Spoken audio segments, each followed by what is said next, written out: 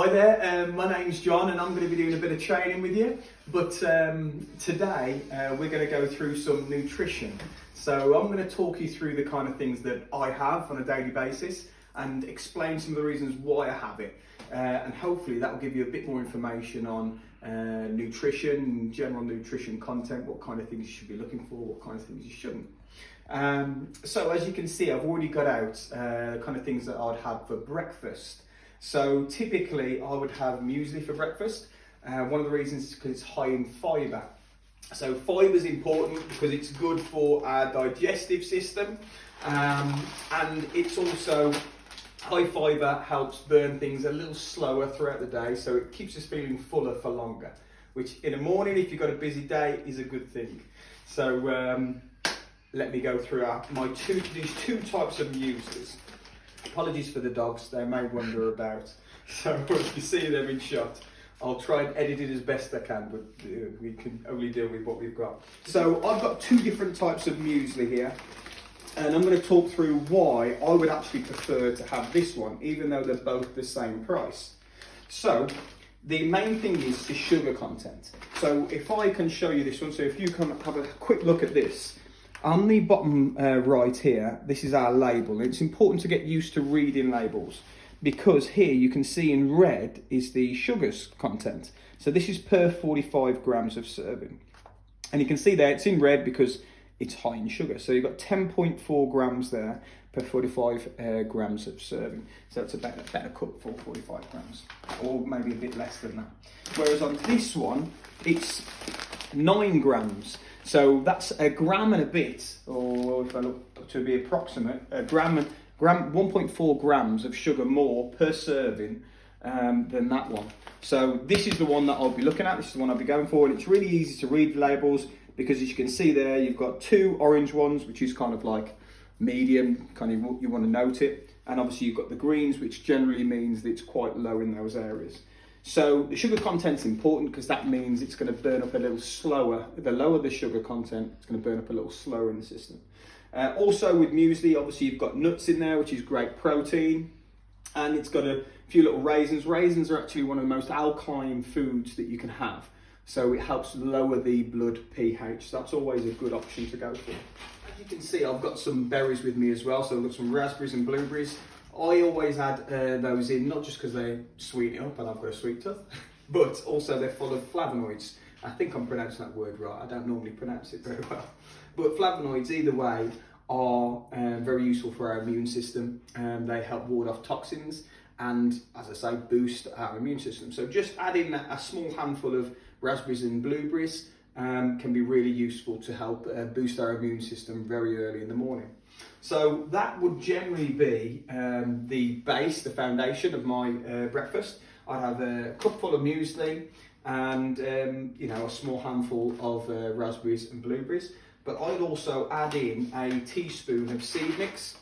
So in this is pumpkin seeds, sunflower seeds, and I think in this mixture there's hemp seeds, and also pumpkin, sunflower, and sesame as well. So it's actually quite important to have that mix of things because they are actually really valuable, especially as a vegetarian, for getting some protein in, extra bit of protein, but also for boosting the omegas, the omega fats. So that's really important. And it's really quick, easy to add in, and you don't really notice the taste difference. So that is that bit, and the other thing that I add in is a green tea. So if we come over to here, you can see my Star Wars mug, sorry, I know that's planted. And I have a green tea to go with that, and again, that's just a really good one. It's a really good alternative to normal tea. It's not quite as, it's not as addictive as normal tea, because believe it or not, you can get addicted on tea, so that's a very strange one. But it gives a nice gentle lift rather than normal tea, which can be quite high in caffeine, or coffee especially. It can spike the blood sugars, which means that you kind of might suffer from a bit of a lull in the day afterwards. You might have felt that if you've had tea or coffee before. Whereas green tea is a more gentle lift as it goes into the bloodstream, a little steadier.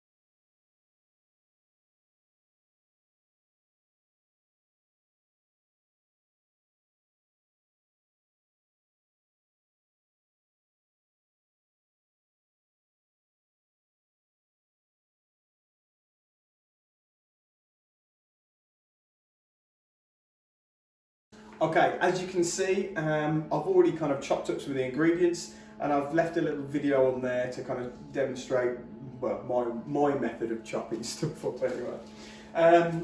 So we've got all sorts of lovely colours. So as you can see here, we've got reds, yellows, greens, and a mix of colours is always a good thing because it lends itself to kind of different vitamins and minerals. So you'll find there's lots of, again, antioxidants in these different vegetables, and also, as I said, different vitamins and minerals as well, which I'll leave a list of rather than going through them all now. But you've got vitamin C, vitamin D, all different sorts of stuff, especially in the skin of vegetables, which is another thing because you don't want to overcook vegetables, because that will kill off some of the stuff that's really important to us. So we want to just cook things just enough to make sure it's got the maximum amount of healthiness for our bodies in there. So I'm doing a roast veg pasta, which you may have got from some of the pictures. So here I've chopped up 2 peppers, two red, 1 yellow and a courgette, 1 leek and 1 red onion there. I'm also going to chop up another red onion and put some garlic in for the sauce, which I'll show you later. This is a great meal for lunch times because it's got lots of carbs in. Obviously, it's got all those antioxidants in as well, and none of it's processed, so it's going to help get worked in the body a lot easier. Things like McDonald's, stuff like that, whilst every now and again it's not too bad, if we have a lot of that, because it's a lot of high sugar, it can lead to us obviously storing fat and all that kind of stuff, which is stuff that we want to kind of try and move away from. So being able to cook from fresh is always a good way to help us boost our immune system, help us keep us fit and healthy. So if you're running around like a nutter like I am, it's always good to try and learn how to cook from fresh as much as possible. All right, guys.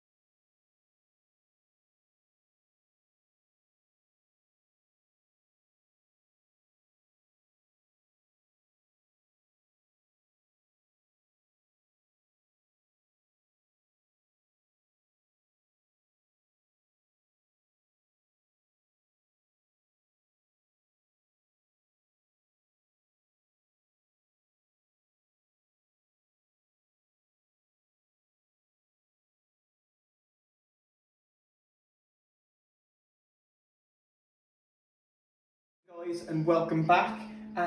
This is a typical dinner for me, okay? So when I get back in on an evening, if I get back in late, I don't particularly want to be eating anything heavy, and I do my kind of heavy eating, as you saw earlier, with the pasta dish. So that gives me all the carbs and everything that I need, because I'm typically busy afternoon and evening when I'm doing my personal training, group training, or if I'm doing any training myself, sometimes I might have evening sessions. So it's important for me to put all those calories in my body in the morning and in the afternoon, as you've seen from that veg pasta. So this is a typical dinner for me, and this gives me everything that my body needs to recover, ready for the next day. So here I've got the main bit, which is bulgur wheat and quinoa. Now the main thing that I want from this is the quinoa. So quinoa is a brilliant. It's absolutely super. It is a superfood. It's got high fibre content, which, as we know, makes you feel fuller for longer. It has got good amounts of protein in it, and also it's full of antioxidants. So that's a great one for recovering at the end of the day and getting you set up for the next day. And it's got good carb content as well in that. So again, topping up those carbohydrates is always important. We've got broccoli. Broccoli is another superfood, but broccoli is actually very high in protein. So as a vegetarian, broccoli is one of my go-tos for topping up my protein levels. And again, antioxidants, vitamins in that to keep you topped up and keeping you fit and healthy, free from illness and stuff like that.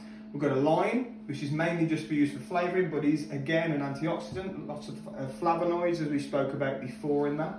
And an apple. Now, an apple contains pectin, which then responds with the body and helps with reducing fat. So that's a really good one, especially if I'm kind of looking to trim down ahead of races and things like that, where I have to be a little bit more conscious of managing my body weight. So pectin is a really useful one for that. So apples and pears high in pectin, but also great for hydration because of the high water content.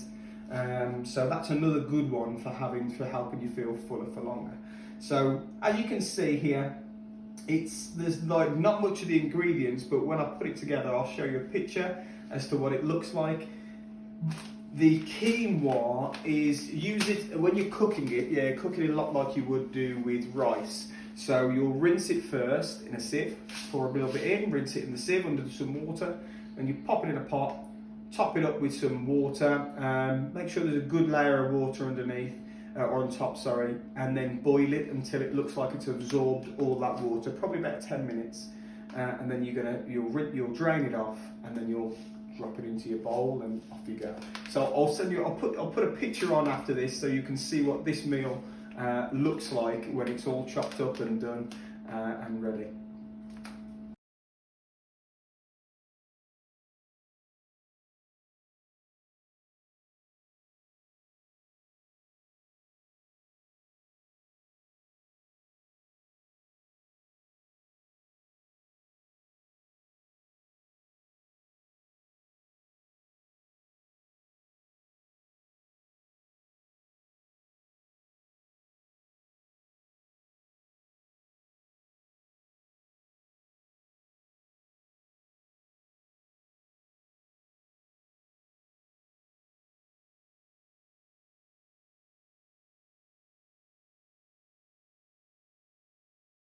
Hey guys, so I imagine you're wondering why am I just showing you vegetarian meals? Well, for a couple of reasons. There's a lot more of us who are eating more vegetarian meals, whether it be meat eaters and vegetarians. So it's always good to show healthy options if you are going to that, and tasty options as well, which is a big thing that I've found being vegetarian. It's the other benefit as well is, if you are vegetarian, or if you're just trying to include a few more vegetarian type meals in your weekly diet, it's important to know what you're getting from each of those things that you're putting in with it. So a deeper understanding of that is always good, which is why I kind of highlighted the different areas, different things, the vitamins, minerals, all that stuff that you're going to be getting in there, and protein as well, which is another important element. But the other side of that as well is that it's also a cheap option. Meat is very expensive, and it's only getting more expensive. So one of the big things that I've found in not eating meat is that I'm saving a bit more money on my shopping bill, which is always great. So that's another element. So the other side as well is that if you are looking to, if you are a meat eater and you enjoy your meat, then you can always cook that up and toss it in there with some of the food. So for instance, the last meal with the quinoa, you can always put a bit of chicken with that if you want, or maybe even a little bit of bacon. And the same with the veggie pasta. You could always cook a little bit of bacon or something like that and chuck that in there with it, which would be, I think bacon would be a good option to have in with something like a veggie pasta. It tastes quite nice. So there's lots of options, and see how you get on. Maybe try some of that. Obviously that the understanding of trying to eat less processed food is always better for us. The less processed food we can have, generally the healthier we'll be. We are what we eat. That is the classic phrase, but it is very, very true. So have a go with some of those, guys, and see how you get on. Obviously I'm always about for questions, so I'm happy to kind of obviously ask you if you've got any questions or anything like that. Let me know, and we'll get back to you. Sorry for the dogs running about and all the rest of it. They are very interactive in the Biddle household, so there you go. But I hope you enjoyed that, guys, and I hope it's beneficial to you. I look forward to seeing you all soon. See you. Bye.